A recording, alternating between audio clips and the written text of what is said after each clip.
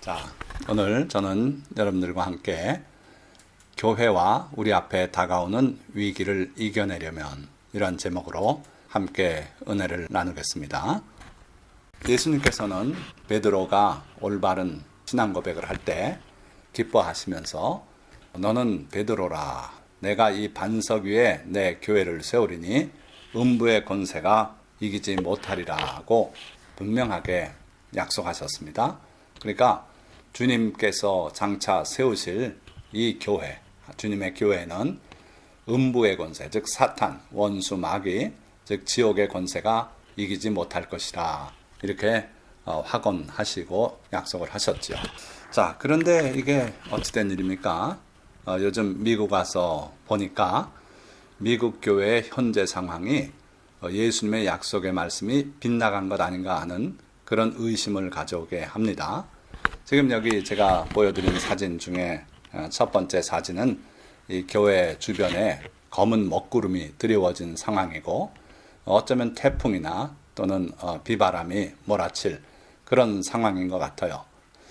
뭐 이것 때문에 교회가 무너지진 않겠습니다만은 교회 앞에 가로 막아선 그리고 교회에 다가올 그 위기 상황을 이렇게 간접적으로 표현한 사진이라고 보시면 되겠는데, 그 옆에 있는 사진은 뭐냐 하면은 제가 미국에 이번에 들어와서 우리 형님하고 저녁 식사를 하게 됐는데 형님이 놀라운 일이 있다는 거예요. 그러면서 그 핸드폰을 열어서 사진을 보여주시는데 워싱턴 DC에 스테인드 글라스, 채색 유리가 1865년인가 이렇게 표시되어 있는 그런 아름다운 교회인데 그 교회 내부가 주택으로 바뀐 거예요. 교회를 개조해서 주택으로 개량한 그러한 부동산을 누가 내놔서 보러 갔었던 거죠. 참으로 안타까운 상황이라고 말하지 않을 수가 없습니다. 미국의 상황이 이렇게 될 줄은 아마 누구도 짐작하지 못했을 겁니다. 왜 그러냐면 미국만 해도 유럽과 달리 개신교의 세상이고 미국 인구조사를 할 때 그들의 종교를 물어보면은 75%가 자기는 그리스도인이라 이렇게 고백을 한다 그래요. 대단한 숫자죠. 4분의 3이 기독교인인 그런 나라죠. 그런데 그러한 미국이 1년에 6천 내지 10,000개 교회가 문을 닫는다고 합니다. 그리고 그걸 다시 계산해 보면은 매주일마다 100개 내지 200개 교회가 문을 닫는 그런 추세라 그러죠. 그러면서 이분이 하는 말은 교회가 무엇인가 좀 더 획기적인 그러한 변화를 하지 않으면 이러한 추세는 점점 더 나빠질 것이다. 그렇게 말하고 있어요. 그래서 이 교회가 이렇게 미국 교회도 예상했던 것보다는 심각한 그런 상황을 맞고 있다 하는 걸 알 수 있는데 그 해결책으로서 이분은 변화를 주장하는 거예요. 변화해야 된다 하는 거죠. 얼뜻 들으면 그럴듯한데요. 과연 어떤 방향으로 어떻게 변화해야 교회가 살 수 있는지, 이 위기 상황을 이겨낼 수 있는지는 이분이 정확히 말하지 못하고 있는 것 같아요. 미국 교회가 그런데 이 미국 내에 있는 한인 교회들은 또 어떤가 보니까 미국에 있는 우리 교포 중에 놀랍게도 71%가 기독교인이에요. 그래서 미국 교회가 위기 상황에 있다고 하지만 몇 가지 면에서는 미국 교회가 또 긍정적이기도 해요. 그건 뭐냐 하면은 미국 내 그 무슬림, 이슬람 교도들의 상당수가 기독교로 개종을 하고 있대요. 이건 참 특이한 상황입니다. 이 무슬림들은 자기 주변에 타 종교인들을 자기 종교로 개종하도록 강요하는 그런 종교예요.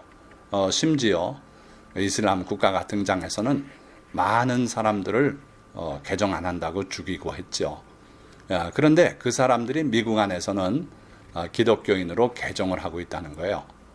또 하나 아시아에서 온 미국인들, 즉 한국계, 또 중국계, 일본계 이 세 민족을 분석을 해보니까 한국인들은 71%가 기독교인이 돼 있어요. 원래부터 믿던 분도 있지만 미국에 들어와서 기독교인이 된 분들이 상당히 많습니다. 그래서 한국인들은 미국 오면 다 기독교인이 되는 줄 알아요. 그리고 교회 나가야 되는 줄 아는 그런 독특한 민족이죠. 한편 또 중국인은 약 31% 이상이 기독교인으로 개종을 하고 있어요. 그리고 일본인은 37%. 자, 그러고 보니까 미국은 그래도 기독교가 모든 국민에게 좋은 영향을 미치고 있고, 그리고 심지어 타종교를 가지고 있는 그런 사람들조차도 기독교로 개종을 하고 있다. 상당히 긍정적이다 이거예요. 그런데 자세히 들여다보면 좀 우려스러운 면들도 있어요. 그래서 미국에 있는 한인교회를 상세하게 좀 살펴보니까 이 미국 워싱턴 지역, 버지니아 쪽에 가장 큰 교회라고 하는 그 교회에 그 등록교인 5천여 명 중에 3,800여 명이 70세 이상의 노인 성도래요. 그러니까 대단한 거죠. 70세 이상입니다. 60세도 아니고. 그러니까 더 이상 사회활동을 안 하는 분들, 온전하게 은퇴한 분들, 이런 분들, 그분들이 3,800명. 그러니까 이게 퍼센티지로 하면 얼마나 됩니까? 70%가 넘죠. 그러니까 전체 교인의 70% 이상이 온전한 노인이에요. 자, 반면에 청년들은 어떤가? 청년들은 이전보다도 점차 교회를 떠나는 추세가 보인다는 겁니다. 그래서 심각한 현상이다.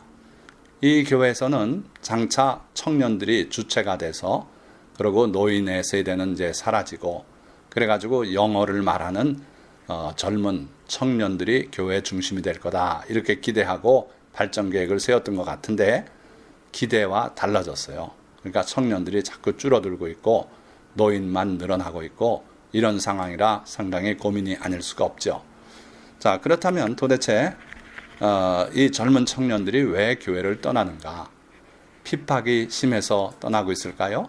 그렇지 않습니다. 미국은 참으로 종교 자유가 있어요. 그래서 상당히 다양한 종파들이 자유롭게 선교 활동도 하고 그러고 있는 나라가 역시 아직도 미국이라고 보는 거죠.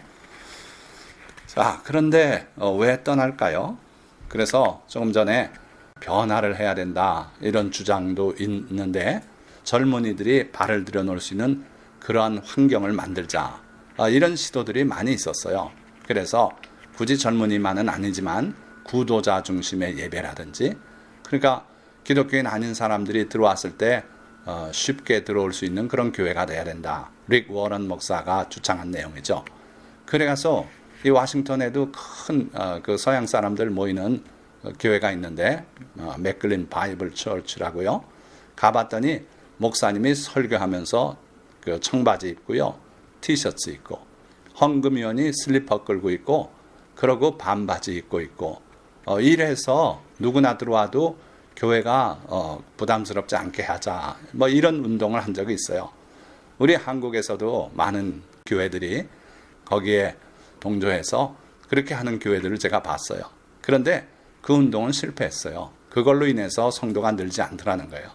그러면 도대체 어떻게 해야 교회가 위기 상황을 벗어날 수 있고 그리고 발전할 수 있겠는가? 자, 그래서 오늘 이 설교를 준비하게 된 것입니다. 자, 우리 한국인들, 특별히 미국에 있는 한국인들은요, 두 가정이 모이면 교회를 세운다는 그런 우스갯소리가 있었어요. 그러고 유감스럽지만 5가정이 되면 깨진답니다. 이 이야기는 저희가 30여 년 전에 1988년도에 미국에 처음 발을 들여놓고 들었던 얘기예요. 그런데 유감스럽게도 30년 후 올해 또 그 비슷한 이야기를 듣게 됐어요. 그게 뭐냐면요, 저희가 여기서 가족들이 출석했던 그 교회가 완전히 박살이 났어요. 물론 아직도 그 교회가 그 자리에서 예배드리고 의젓한 모습으로 있습니다만은 그 교회를 마음의 고향으로 삼고 자기들의 재산을 팔아서 드리고 해서 세웠던 교회예요. 그러니까 한 40여 년 전에 어려울 때, 그때 성도들이 힘을 다해서, 정성을 다해서 심지어 집을 팔아서 드린 분도 있고요. 별 분들이 다 있었어요, 제가 듣기에. 그래가지고 교회를 세웠어요. 그런데 유감스럽게도 이 교회가 지금 깨졌어요. 그래가지고 얼마나 남아있습니까? 했더니 다 나갔대요. 다 나갔대요. 그 말씀을 하는 분의 그 음성 속에서 떨림을 제가 볼 수 있었어요. 왜 도대체 무슨 일이 있었길래 그 교회가 그렇게 분열이 되고 다 나갈 수밖에 없었는가? 들어보니까요, 재정 문제였어요. 자세한 건 제가 말씀 안 드리겠습니다만은 그 문제 때문에 소송까지 나갔어요. 그래가지고 재판으로 들어가고, 그러다 보니까 감정이 상하니까요, 경찰을 부르고 해서 경찰이 출동하고 막 이런 일이 있었답니다. 그러는 과정에서 얼마나 서로 간에 마음이 아프고 하지 않았겠어요? 그러다 보니까 교회가 말이 아니죠. 이 교회는 특별한 한 예에 불과하겠지만 이런 일이 참 많이 있다는 거예요. 자기의 재산을 거기다 드리고 해서 예배당을 짓고 뭐 이렇게 해서 발전해 나가다가 이게 깨지는 날이면요, 결국 교회를 다 떠나요. 떠나서 방황하거나 그렇지 않으면 대형 교회에 그냥 주일 예배만 출석하는 그런 구경꾼 같은 성도가 되고 말죠. 자, 그런데 또 하나, 저희가 여기 들어와 가지고 미국에서 교포들이 많이 보는 그 인터넷 사이트가 있어요. 그게 뭐냐면 ODK라고 하는 사이트인데 On Demand Korea의 약자입니다. 한국에서 방영되고 있는 뉴스부터 시작해서 드라마, 또 각종 그 연예 프로그램 뭐 다 회비를 내면 다 볼 수 있어요. 그래가지고 그 중에 뭐가 있었냐면 그 사회에서 있었던 그 여러 가지 것들, 뭐 궁금한 사건, 뭐 살인 사건, 뭐 온갖 사건들을 파고 헤치는 프로그램들 있죠. 그것이 있어서 저희가 그걸 봤더니, 물론 이건 다 한국에서 다 여러분들이 보실 수 있는 그런 프로그램이지만 미국에 와서 저희가 한번 뒤져봤어요. 그랬더니 지난 2년 동안 목사 또는 교회라는 문자가 들어가면서 그 방송된 그 내용이 8건이나 돼요. 그러니까 사회가 어떻게 된 것인지, 목사의 어떤 뭐 추한 면이라든지 교회 잘못된 면, 이걸 꺼리낌 없이 취재하고 방송하고, 그걸 보는 사람마다 저럴 수 있냐 그러고, 교회를 어떻게 나가냐 그러고, 이런 반감을 갖게 지금 그런 상황이에요. 그래서 이것이 과연 사탄이 교회를 파멸시키기 위해서 의도적으로 하는 일인가 봤더니 예수님께서 이미 말씀하신 내용이더라고요. 보니까요, 너희는 세상의 소금이니 소금이 만일 그 맛을 잃으면 무엇으로 짜게 하리요? 후에는 아무 쓸데없어 다만 밖에 버리워 사람에게 밟힐 뿐이리라. 자, 이 말씀을 하셨어요. 그러니까 우리 그리스도인들이 또는 교회로 봐도 좋겠습니다. 우리는 세상의 소금이라 이거예요. 이건 우리가 주장한 것도 아니고 누가 과학적으로 연구해서 추정으로 발표한 것도 아니고 예수님께서 단도직입적으로 말씀하신 것이에요. 너희는 세상의 소금이다. 그러시면서 소금이 만일 그 맛을 잃으면 소금이 맛을 잃을 수 있습니까? 그럴 수 없지요. 그러나 만에 하나 그런 일이 벌어진다면, 근데 문제는 지금 예수님이 염려하셨던 그 만에 하나의 상황이 우리 앞에 전개되고 있는 거예요. 그렇게 해서 우리가 소금의 맛을 잃으면 어떻게 하면 소금의 맛을 잃을까요? 좀 이건 합리적이거나 과학적인 얘기는 아닙니다만은 소금이 그 맛을 잃을 수는 없습니다. 그런데 거기다 물을 넣어서 녹여서 보면 아직은 짜죠? 물을 자꾸 넣어보세요. 나중엔 소금 맛을 전혀 못 느낄 때가 있어요. 그러니까 쉽게 소금이 맛을 잃는 원리는 희석이 되면 소금이 맛을 잃어요. 물론 그걸 다시 농축해서 소금으로 구워내면은 또 소금 맛을 갖겠죠. 그러나 쉽게 생각해서 우리 그리스도인들이 세속적인 여러 사고방식으로 자꾸 복음이 희석이 되면 소금의 맛을 잃는다 이거예요. 지금 그런 상황이 아닌가 하는 거죠. 온갖 인포메이션이 넘쳐나는 시대입니다. 옛날에는 궁금한 게 있으면 할아버지나 아버님이나 부모님께 여쭤서 겨우 답을 얻어요. 근데 지금은 길 가다가도 핸드폰 두들기면은 답이 나오지 않습니까? 모든 정보가 넘치는 그런 세상에 살아요. 그러다 보니까 하나님의 말씀보다는 세상 지식이 너무 많아서 결국 하나님의 말씀이 희석이 되다 보니까 그리스도인들이 소금의 맛을 잃어버리지 않나 하는 거예요. 자, 어찌됐든 어떤 방식으로든 그리스도인들이 그 맛을 잃어버리면은 그 이후에는 아무 쓸모가 없대요. 이건 예수님의 말씀이에요. 그래서 밖에 버려진다는 거예요. 교회 안에서는 뭐라고 장로라 그러고 권사라 그러고 집사라고 칭호해주고 서로 존경할지 몰라도 밖에 버려지면 바깥 사람들은 아무런 존경도 없어요. 그러고 목사도 그냥 목사님 안 하고 목사라 그러고 그들의 비리를 의심가는 걸 꺼리낌 없이 밝히고 이러는 세상이 된다는 거예요. 그래서 우리가 극히 조심해야 될 것은 성도가 성도로서의 그 소금의 맛을 유지해야 돼요. 그러기 위해선 주의 말씀을 우리가 더 소중히 여기고 그렇게 해야지, 그렇지 않으면 자꾸 세상 지식으로 희석이 되어서 결국은 소금의 맛을 잃어버리게 되고 밖에 버려져서 세상 사람의 발에, 그것도 또 성도들끼리도 아니고 세상 사람들이 기독교인들을 우습게 보고 교회를 우습게 보고 성직자를 우습게 보는 그런 상황에 빠진다는 거예요. 그래서 이 교회 문제 또는 일부 잘못된 목사들의 문제가 시사 프로그램에서 단골 취조거리가 되어버린 지가 벌써 오래됐어요. 그래서 요즘은 오히려 좀 줄어드는 느낌마저 들 정도로 그렇습니다. 지금 이 사진은 교회 목사님인데 여자 목사님이에요. 근데 이분이 피지섬을 낙토라고 얘기했어요. 피지섬을 가야 된다. 그래야 우리가 살 수 있다. 거기서 불로장생할 수 있고, 이래가지고 400여 성도를 피지섬으로 이주시켰어요. 그리고 거기서 농장을 하는데 그 농장에서 중노동을 합니다. 그리고 심지어 거기서 달아나려고 하는 사람을 폭행해서 거기서 사망사고까지 일어났어요. 자, 이 끔찍한 일 아닙니까? 이런 일들, 이와 비슷한 또 다른 여러 가지 형태들이 크고 작은 교회에서 자꾸 벌어지고 있어요. 참 이런 현상이 바로 교회를 사람의 발에 밝히게 하는 그런 요인이 되지 않나 하는 거죠. 자, 이건 도대체 뭐 하는 모습일까요? 뭐 같습니까? 바로 아까 변화를 하지 않으면은 미국 교회는 앞날이 없다는 식으로 주장을 하는데, 바로 그런 위기감을 가지고 많은 목회자들이 변화를 시도하고 있는 건 또 사실이에요. 그래가지고 지금 이 구자욱이라는 목사님인데 조금 크게 보면 이렇습니다. 별명이 트로트 목사 구자욱이에요. 그래서 저도 몰랐는데 이번에 미국 들어와서 알게 됐어요. 그러니까 이분은 어떻게 하면 성도들을 다시 교회로 돌아오게 할 수 있겠는가 해가지고 자기 답이 트로트를 통해서 하자 해가지고 트로트 신곡도 발표하고요. 그리고 또 성가를 트로트풍으로 이렇게 개조해서 보십시오. 여러분들 유튜브에서 트로트 목사 구자욱 이렇게 찾아보시면 금방 나와요. 너무 재미있어요. 그래서 야, 이런 것도 있구나. 그런데 결국은 그렇게 해가지고 죽게 돌아올까 하는 거예요. 또 하나의 좋은 시도가 될 수는 있지만 정답은 아닌 것 같아요. 우리가 변화를 하려면 어떻게 변화를 해야 될까? 주님의 말씀으로 돌아가도록 그렇게 해야 되지 않겠는가 하는 거예요.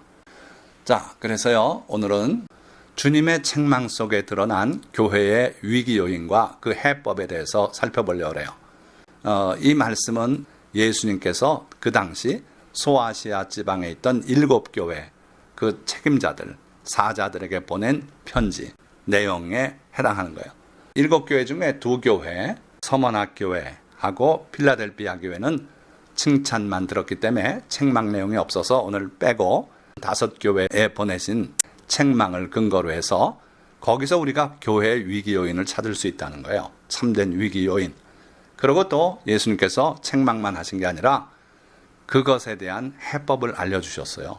그래서 오늘 우리가 요한계시록 2장 3장에 있는 책망받은 교회들의 그 위기 요인과 해법에서 바로 우리 마지막 시대의 교회의 그 위기 요인이 무엇이고 그 해법은 무엇인가를 알아보려고 하는 거예요.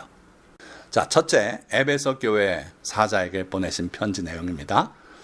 많은 분들이 편의상 그냥 교회 이름만 인용을 해요. 그러니까 에베소 교회에 보낸 편지라고 이렇게 말씀하죠. 그런데 결코 교회에 보낸 편지가 아닙니다. 이 7편지는요, 그 교회의 사자에게 보낸 편지예요. 그러니까 예수님은 7별을 오른손에 붙들고 계시다 그랬어요. 그 7별은 각 교회의 사자라 그랬어요. 그 사자란 말은 원어로는 앙겔로스예요. 천사란 용어죠. 하나님의 메시지를 받아서 사람들에게 전하는 자가 바로 천사예요. 메신저예요. 바로 교회의 목회자를 앙겔로스라고 말하고 있어요. 근데 예수님께서 바로 그 앙겔로스, 사자에게 보내는 편지를 쓰게 하셨어요. 왜 그러냐면 그 교회 전체의 대표가 앙겔로스, 사자고 또 그가 어떻게 하느냐에 따라서 교회의 운명이 결정되기 때문에 그래요. 자, 그래서 에베소 교회 사자에게 하신 말씀 보니까 앞에는 칭찬이죠. 네 수고를 내가 다 한다. 내가 애쓰고 그렇게 헌신하고 교회를 위해서 수고한 거 내가 다 한다. 말씀하시면서 그러나 이제 책망이 나와요. 처음 사랑을 가지고 그렇게 뜨겁게 나를 위해서 봉사하고 그 목회자 얘기입니다. 성도가 그런 게 아니라 물론 성도도 그 분위기에서 그렇게 했으리라 믿어요. 그러나 주님의 말씀은 정확하게 그 교회 목사를 말씀하는 거예요. 그런데 너를 책망할 것이 있다. 너의 처음 사랑을 버렸느니라. 주님은 아주 정확하게 내가 처음 사랑을 버렸다. 네가 목사 되기 전에부터 내가 기억하는데 얼마나 나를 사랑하고 내 말씀을 사랑하고 성경 말씀을 읽는 대로 아멘 아멘 하고 그렇게 네가 살았는데 지금 내 모습을 봐라. 그 이전의 사랑이 어디 갔느냐 하는 거예요. 그래서 책망을 듣고 있는 거예요. 처음 사랑을 버렸다. 그러니까 이런 분들이 참 많아요. 목사님도 그렇고 성도님들 그렇습니다. 주님을 사랑했던 처음 믿을 때의 사랑을 많이들 버리고 있어요. 그러므로 어디서 떨어졌는지를 생각하고 이건 무슨 얘기냐면 이전은 너는 높은 상태에 있었다는 거예요. 주님을 사랑하는 그 사랑이 뜨거울 때 그럴 때 우리는 높은 위치에 있는 거예요. 그런데 그 높은 위치에서 떨어졌어요. 아주 깊숙한 곳으로 떨어졌어요. 그래서 어디서부터 떨어졌는지 생각해라. 그건 뭐 지점을 찾자는 게 아니라 네가 얼마나 아름다운 사랑을 가지고 열심을 가지고 나를 섬겼는데 지금 네 처지를 생각해봐라. 너무 많이 차이가 나지 않냐 하는 거예요. 그렇게 생각하고 회개하여 처음 행위를 가지라. 자, 여기 잘 보세요. 처음 사랑을 버렸다 그랬는데 주님이 다시 찾으라는 게 뭡니까? 처음 행위를 가지라 그랬어요. 그러니까 우리 성도들이요 너무나 많이 행위를 무시해요. 믿음만 좋아해요. 그래서 행위는 쓸데없다. 믿음이다. 믿음으로 구원받는다. 이런 얘기만 자꾸 하는데 오늘 잘 보세요. 7교회 보낸 예수님의 편지 중에 행위가 곧 믿음이고 행위가 곧 사랑이에요. 예수님은 행위가 어땠는지를 최종적으로 보셔요. 그래서 그 행위가 주님을 사랑하는 그런 행위라면 주님이 믿음 있는 자라고 그렇게 보시는 것이고 행위가 없으면은 그 믿음이나 사랑은 다 죽은 믿음이고 다 지나간 흘러간 물이고 지금 믿음도 없고 사랑도 없다고 보는 거예요. 그러니까 주님께서 회개하여 처음 행위를 가지라고 이렇게 말씀하고 있어요. 그러니까 위기의 요인은 처음 사랑을 버렸다는 거예요. 그 해법은 뭡니까? 처음 행위를 되찾으라는 거예요. 그러니까 행위를 소중히 여기고 처음에 했던 네 행위, 말하자면 새벽 기도를 일주일에 3번은 나갔다. 그러면 그 행위를 되찾아보라 이거예요. 그렇게 하면은 믿음도 살아나고 사랑도 살아난다는 거예요. 자, 예수님께서 이렇게 해법까지 알려주셨는데 만일 그리하지 아니하고 회개하지 아니하면 내가 네게 가서 네 촛대를 그 자리에서 옮기리라. 두려운 말씀 아닙니까? 촛대는 뭡니까? 그 교회의 영적 생명이에요. 촛대는 성령님을 말하기도 하고요. 성령이 우리 가운데 와 계셔서 우리에게 감동하시고 가르쳐 주시고 인도하지 않으시면 교회는 어둡고 생명이 끝나는 거예요. 그런데 그 촛대를 옮기시겠대요. 그러니까 우리가 주님의 말씀대로 처음 사랑을 회복하고 처음 행위를 회복하지 않으면 우리 교회는 죽는다는 거예요. 자, 그래서 에베소 교회 사자는 유감스럽지만 처음 사랑을 버렸어요. 성도님들이 보기는 여전히 우리 목사님 거룩하고 우리 목사님 아주 훌륭하시고 설교 잘하시고 지위도 뭐 총회에서도 알아주고 그게 무슨 소용입니까? 예수님께서 처음 사랑을 버렸다고 말씀하는데 만약 회개하지 않으면 촛대를 옮기시겠다는데 그러니까 이 교회야말로 위기 상황 속에 빠져버린 그런 교회예요. 해법은 뭐라고요?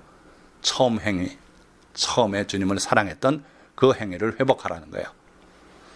그래서 처음 행위를 되찾으라고 이건 권유가 아니에요. 명령이에요. 주님의 명령이십니다.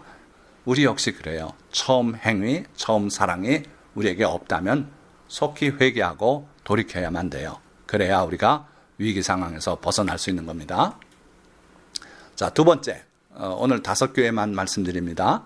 2교회는 칭찬만 하기 때문에 언급을 안 하겠다 그랬어요. 자, 두 번째 교회는 버가모 교회고 예수님은 또 그 교회의 사자에게 말씀하신다 그랬죠.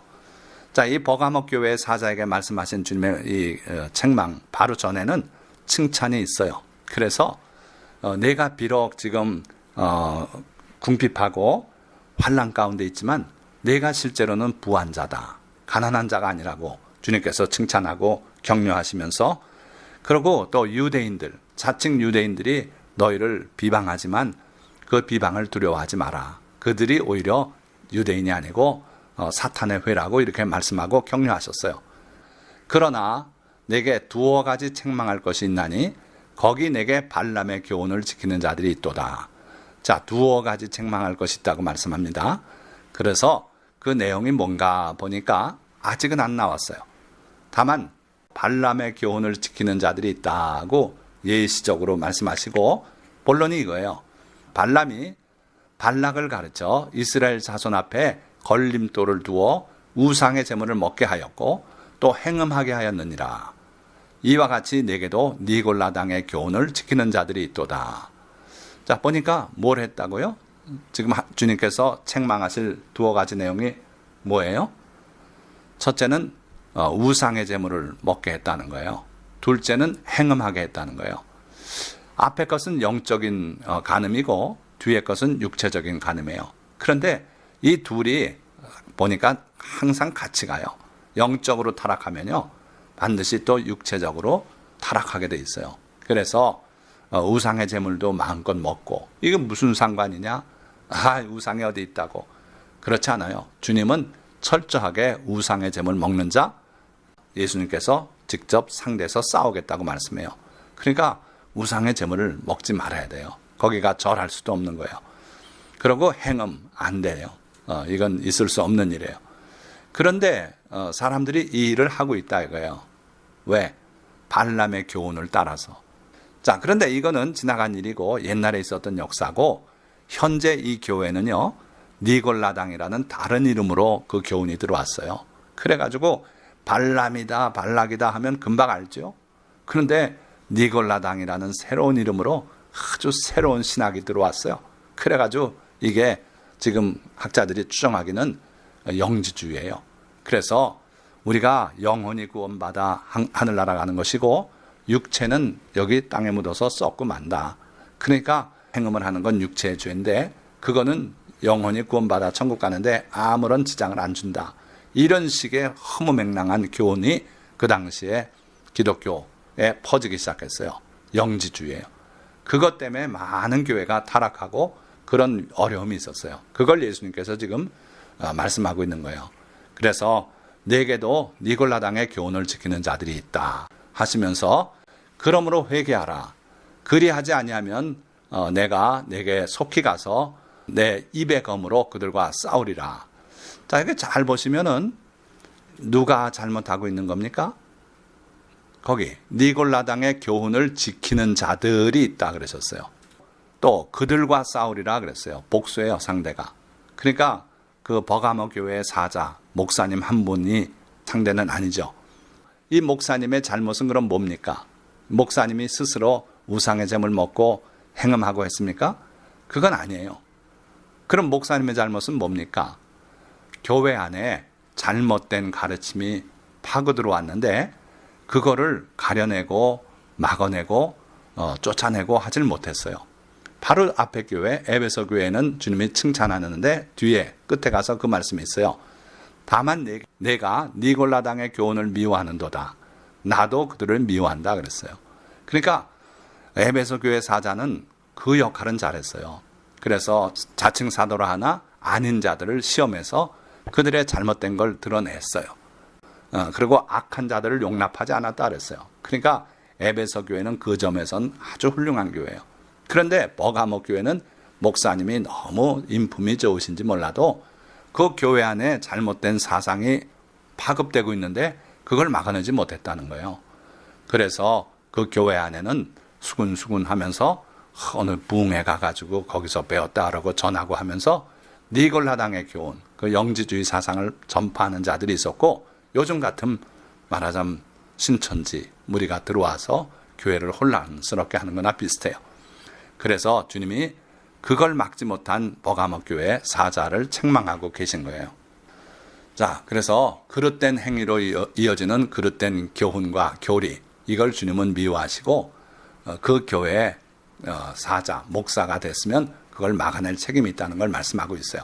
그래서 오늘날 마지막 교회는 이러한 이단 사상, 교훈이 교회를 혼란스럽게 하는 그런 상황이 될 걸 말씀하고, 그걸 담임 목사가 열심히 찾아내서 막아내는 책임이 있다 하는 걸 우리에게 가르쳐주고 계신 거죠. 자, 그 다음에 세 번째, 두아디라 교회 사자에게 보내신 편지를 봅니다. 그러나 내게 책망할 일이 있노라. 자, 여기 두아디라 교회는 주님이 또 칭찬하신 내용이 있는데, 내가 내 사업과 사랑과 믿음과 섬김과 인내를 아노니 내 나중 행위가 처음 것보다 많도다. 아까 에베소 교회는 처음엔 주님을 사랑하고 열심히 했는데 그 첫사랑을 잃어버렸다 그랬죠. 그런데 이 두아디라 교회는 반대예요. 처음 시작할 때는 확실히 큰 믿음이 없어서 어영부영 시작했는데 갈수록 믿음이 깊어져요. 그래가지고 처음보다 네 사랑이 더 많다 그랬어요. 그래서 칭찬하셨는데 문제가 있었어요. 그 두아디라 발전적인 교회에도 뭐냐면, 내게 책망할 일이 있노라. 자칭 선지자라 하는 여자 이세벨을 내가 용납함이니 그가 내 종도를 가르쳐 꿰어 행음하게 하고 당의 제물을 먹게 하는도다. 그러니까 이 두아디라 교회 사자는 앞에 봤던 그 교회나 비슷한 잘못이 있어요. 그러니까 그 교회 안에 단지 교훈이 아니라 실제 인물이 들어와 있었어요. 이세벨이라고 하는 여자인데 자칭 선지자예요. 주님이 선지자로 능력을 부어주시거나 임명받은 적이 없는데 자기 스스로 자기가 하나님의 은혜를 받았다 그러고 자기가 예언할 능력이 있다 그러고, 그러면서 거기서 그치지 않고 한 발 더 나가서 선생 역할을 했어요. 그래가지고 주의 종들, 그 교회 안에 주님께 속한 주의 종들을 가르쳐 꿰어 행음하게 하고 또 우상의 제물을 먹게 하는도다. 아까 말씀드렸지만 이 두 가지 사항이 이상하게 같이 가더라고요. 영적 타락과 육체적 타락이 같이 가요. 그래서 교훈을 하는데 아까 니골라당의 교훈 같은 그런 교훈이죠. 그래서 행음하는 거, 간음하는 거, 성적 타락, 그거 큰 문제 없다. 그렇게 말하고, 또 우상의 제물, 우상이 뭐냐? 아무것도 아니다. 주님이 다 깨끗게 하셨으니까 먹어도 좋다. 이런 식으로 가르치는 거예요. 그래서 주의 정도를 꿰어 가르쳐서 행음하게 하고 우상의 제물을 먹게 하는도다. 그런데 주님께서 그에 대해서 참고 계시겠는가? 그렇지 않고, 볼지어다 내가 그를 침상에 던질 터이요 또 그와 더불어 간음하는 자들도 만일 그의 행위를 회개하지 아니하면, 회개하면 문제가 없어요. 회개 안 할 때 문제가 있는 거예요. 그러면 큰 환난 가운데 던지고 또 내가 사망으로 그의 자녀를 죽이리니, 얼마나 끔찍한 주님의 선언 아닙니까? 회개하면 문제가 없겠는데 회개하지 않고 버티고 자기들이 옳다고 그 교리를 주장하고 하면은 주님께서 그들을 큰 환난 가운데 던지겠대요. 그리고 그 자녀를 사망으로 치시겠대요. 그러니까 여러분들이 잘못된 교리를 받아들이고 또 잘못된 선생에게 배우고 하면 그와 운명이 같아요. 그래서 예수님께서 그를 침상에 던지겠다. 이건 그 여자예요. 그 거짓 선지자 이세벨을 침상에, 그러니까 중병이 걸려서 꼼짝 못하고 병상에 누워있게 하시겠대요. 주님의 징계의 한 수단입니다. 또 그와 더불어 간음하는 자들도, 이게 바로 그 꾀임을 받아서 그 사상을 받아들이고 간음하고 그걸 큰 죄로 생각지 않는 그런 사람도 회개하지 않으면 큰 환난 가운데, 그래서 집안에 교통사고가 나서 뭐 자녀가 불구가 되거나 뭐 이런 뜻하지 않았던 재난이 다가온다 이거예요. 주님은 그걸로도 우리를 바른 길 가게 징계하시고 채찍질하기도 하십니다. 그리고 그래도 소망이 없으면 사망으로 죽이겠다 그랬어요. 영원한 영적 사망이에요. 그래서 우리가 교회 가운데 이러한 어려움이 오고 또 우리 개인 가정에 또 이런 어려움이 올 때는 내가 뭔가 잘못 믿고 있는 게 없나 그것도 한번 되돌아볼 필요가 있어요. 그래서 용납해서는 안 될 그릇된 선생을 용납한 그 잘못이 두아디라 교회의 사자의 책임이에요. 그러니까 여러분들이 그 일을 하는 건 아닙니다만은 이 교회의 목사는 날카로운 판단력을 가지고 주님의 진리의 말씀을 정확히 이해하고 거기에 어긋나는 잘못된 가르침이 교회 가운데 있다든지 또는 어떤 사람이 들어와서 그 역할을 한다든지 할 때는 철저하게 구별해서 잘라낼 수 있는 그런 예리함이 있어야 된다 하는 거죠. 자, 넷째, 사대교회의 사자에게 하시는 말씀입니다. 이 사대교회는 칭찬이 없어요. 그래서 제가 언급할 게 없고 바로 이런 말씀을 해요. 내가 내 행위를 아노니 내가 살았다 하는 이름은 가졌으나 죽은 자로다. 이름은 아주 그럴듯해요. 또 무슨 장로교회고 무슨 감리교회, 성결교 타이틀은 좋습니다. 그런데 실상은 넌 죽은 자다. 아무리 무슨 교단 이름 내걸고 해도 쓸데없다 이거예요. 죽은 자라는 거예요. 너는 일깨어 그 남은 바 죽게 된 것을 굳건하게 하라. 내 하나님 앞에 내 행위에 온전한 것을 찾지 못하였느니라. 자, 왜 죽었다고 말씀했다고요? 보니까 행위가 틀려먹었다는 거예요. 그러니까 목사인데 지금 사자에게 말씀하는 겁니다. 아까 자기 잘못이 아니고 그 아내 잘못도 주님이 책임으로 지적하시지 않았어요? 근데 이번에는 이 사대교회 사자는 그 사자, 목사 자체가 문제예요. 뭐가 문제입니까? 행위가 온전한 것이 없더라는 거예요. 어떤 행위도 다 잘못됐어요. 말하자면 헌금을 잘하고 있는가 주님이 살펴보셨다면 거짓이에요. 그러니까 다른 성도들 보고는 온전한 11절 드리라고 힘을 주어 말하고 자기는 일부를 드려요. 거짓말하지 말라고 그렇게 말해놓고 자기는 거짓말을 밥 먹듯이 합니다. 그러니까 어느 분야를 봐도 요거 하나는 그래도 됐구나 해가지고 그거 칭찬하시고 그러나 이렇게 책망하시는 게 주님의 그 어법인데 칭찬할 게 없어요. 온전한 게 하나도 없어요. 그래서 주님은 내 행위에 온전한 것을 찾지 못했다. 찾았다면 그걸 칭찬했을 텐데 찾지 못했다. 그러니까요, 주님이 지금 우리의 믿음을 보실 때 실상은 뭘 보신다고요? 행위를 보신단 말씀이에요. 그러니까 믿음은 한쪽 면이 믿음이라면 이 반대면은 행위예요. 그래서 행위와 믿음은 같이 가는데 행위로 주님은 판단하세요. 믿음이 있다면 그걸 실천하게 될 거라는 거예요. 가난한 사람을 불쌍히 여기는 것이 하나님의 자비고 우리도 그래야 된다 믿었다면 그렇게 하라는 거예요. 하지 않고 하나님은 자비하신 분, 우리도 가난한 사람을 불쌍히 여겨야 하느니라 그러고 믿고 또는 성도들에게 전파는 했는데 자기는 가난한 사람 와서 문 두들기면 미안합니다 그러고 문 닫아버리고 들어오고 하는 그런 행위는 이건 온전한 행위가 못 돼요. 그래서 우리는 행위가 온전한 데까지 나가야 될 줄 믿습니다. 그러므로 내가 어떻게 받았으며 어떻게 들었는지 생각하고 지켜 회개하라. 해결책을 지금 말씀하고 있는 거예요. 네가 온전한 게 하나도 없지만 고칠 수 있는 방법이 있다. 어떻게 하라고요? 어떻게 받았으며 어떻게 들었는지 생각하고 바로 지켜 회개하라. 네가 처음에 복음을 받아들일 때 그 들었던 말씀들 기억해라. 또 성경을 읽으면서 네가 감동을 받고 해서 기록했던 노트라도 있으면 뒤져봐라. 그래서 그 말씀대로 돌아가거라. 그렇게 하고 그 말씀을 지키거라. 그게 바로 회개다. 눈물 뿌리고 울고 불고 소리 지르고 이게 회개가 아니라는 거예요. 돌이키는 거예요. 원래 방향으로 돌아가는 거예요. 그렇게 해서 그걸 생각하고 그러고 지켜라.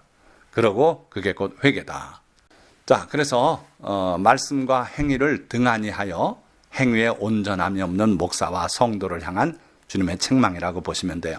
근데 오늘날 마지막 시대라 그런지 많은 성도님들이 행위를 등한히 여겨요. 그냥 교회 가서 말씀 듣고 감동받았으면 되는 줄 알아요? 그 목사님의 증거하는 말씀에 동의했으면 되는 줄 알아요? 지적 동의, 감동 필요합니다. 그러나 그거 자체가 온전한 믿음은 아니에요. 그게 행위로 나타날 때 믿음이 된다 하는 거예요. 그래서 우리는 온전한 행위가 있도록 그렇게 회개하고 돌아서야 될 줄 믿습니다. 자, 그런데 이 사대교회의 사자에게 보내시는 편지 내용 중에 다른 교회는 없는 독특한 부분이 나와요. 이건 뭐냐면 너는 그러나 너희 성도들은 그렇지 않은 자가 있다 하는 거예요. 참 부끄러운 말씀이죠. 목사인데 목사가 온전하고 성도를 끌어야 될 텐데 주님이 목사는 책망하시면서 너희 성도 중엔 이런 사람이 있다는 거예요. 보세요. 그러나 사대에 그 옷을 더럽히지 아니한 자 몇 명이 내게 있어 흰 옷을 입고 나와 함께 다니리니 그들은 합당한 자인 영고라. 자, 누구를 두고 얘기하는 거예요? 사대 교회 성도 중에 이런 사람이 있다. 옷을 더럽히지 아니한 자가 몇 명 있다. 바로 내게 있다.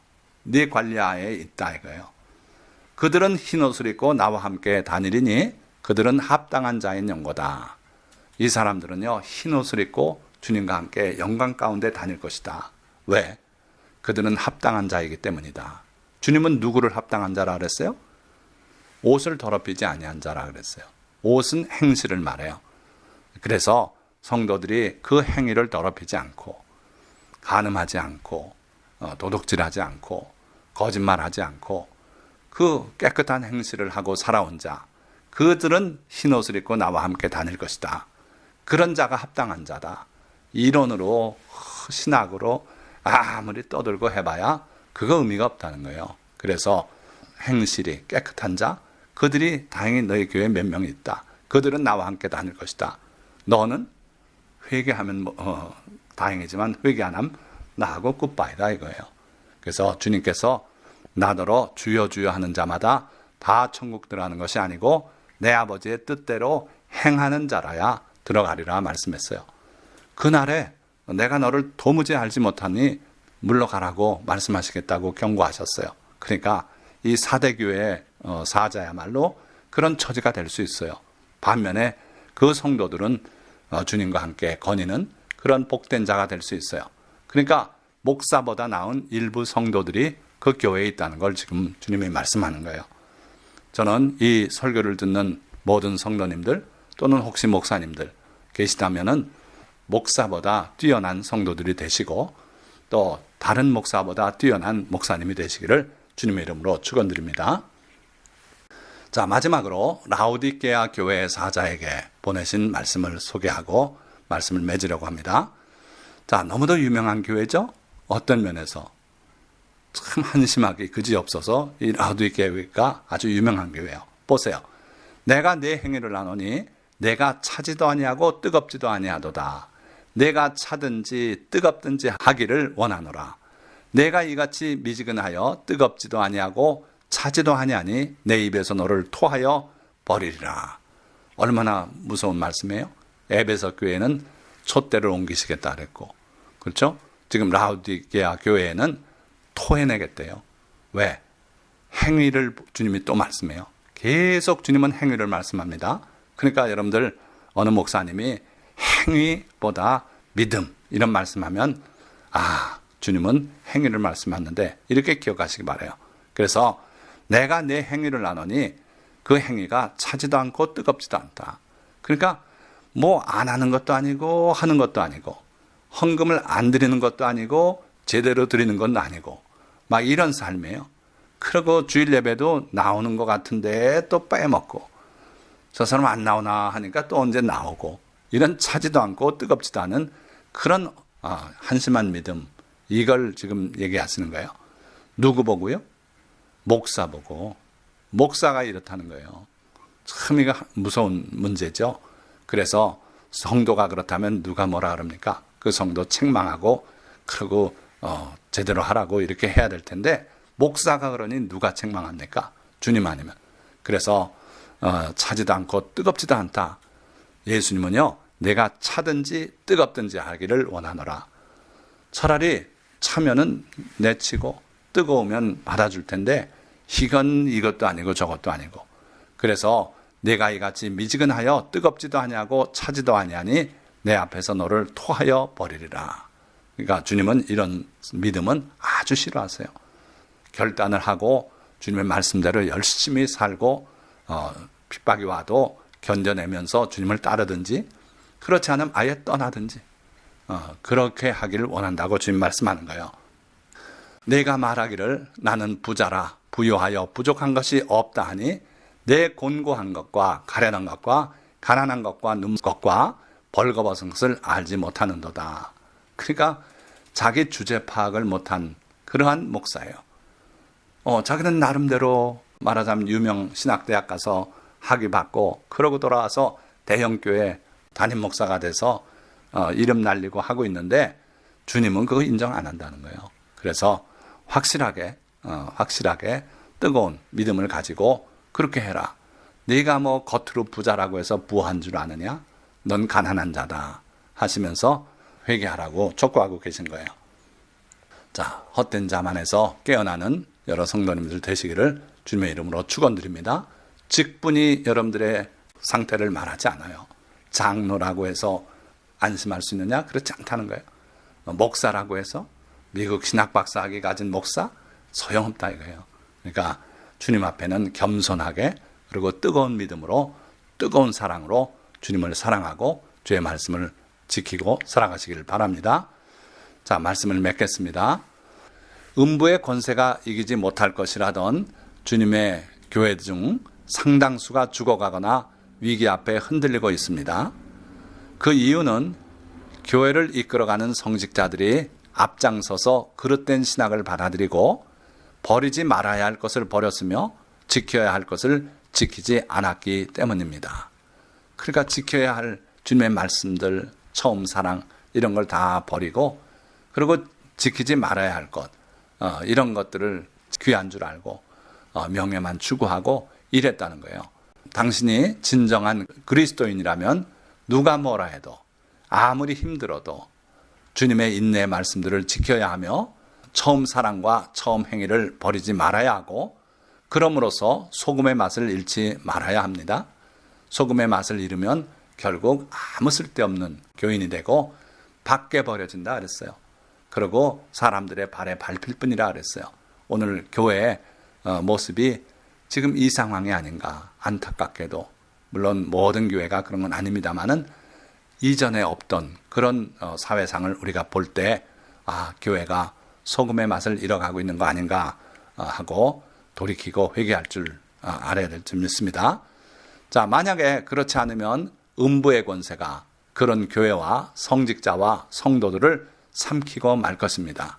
더 늦기 전에 회개하고 우리 교회가 참 교회의 모습을 되찾도록 기도합시다. 아멘. 기도하겠습니다.